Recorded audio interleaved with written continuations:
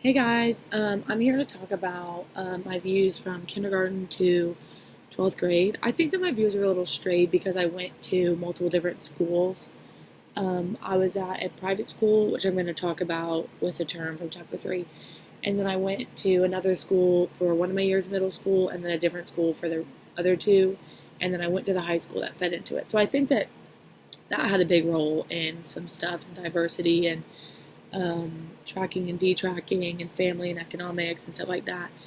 But I think my view from the beginning, even in kindergarten, first grade, and second grade, the purpose was I was going because that's what you did. You went to school in kindergarten, first grade, and second grade, and third grade, and you grew up and you got a college degree and you got a job. And I think that partly came from that's what my parents did, and that's what every adult in my life did was they all went on the same path of K through 12, college, got a salary job with their degree, and boom, and that's just what you do.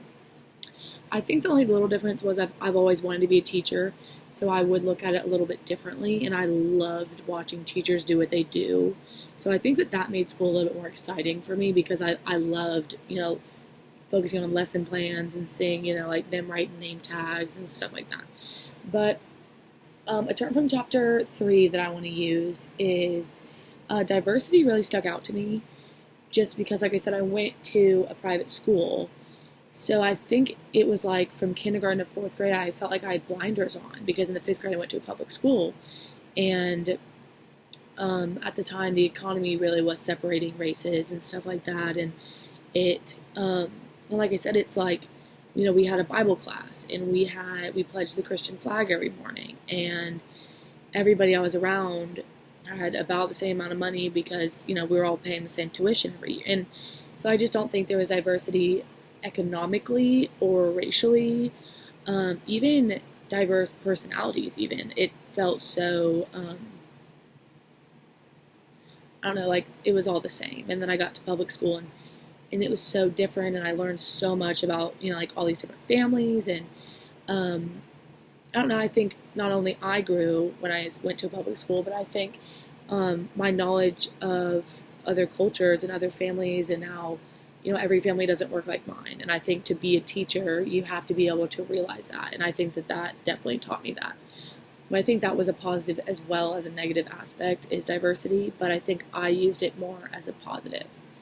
And then the last one I'm going to use is more related to high school is tracking and detracking.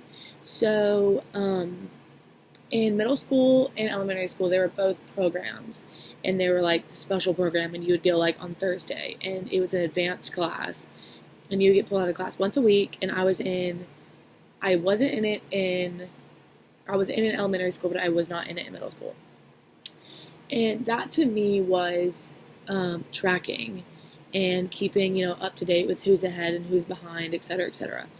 But then when you get to high school, it feels more like detracking because you can pick whatever classes you want to take. If you want to put yourself in honors or AP, or if you want to just take all regular classes, and you can, and there's no test to get into it. But then it kind of balances out because let's say I chose AP classes, which is a college course, but to get the credit, you are tracked by taking a test to see if you get the credit.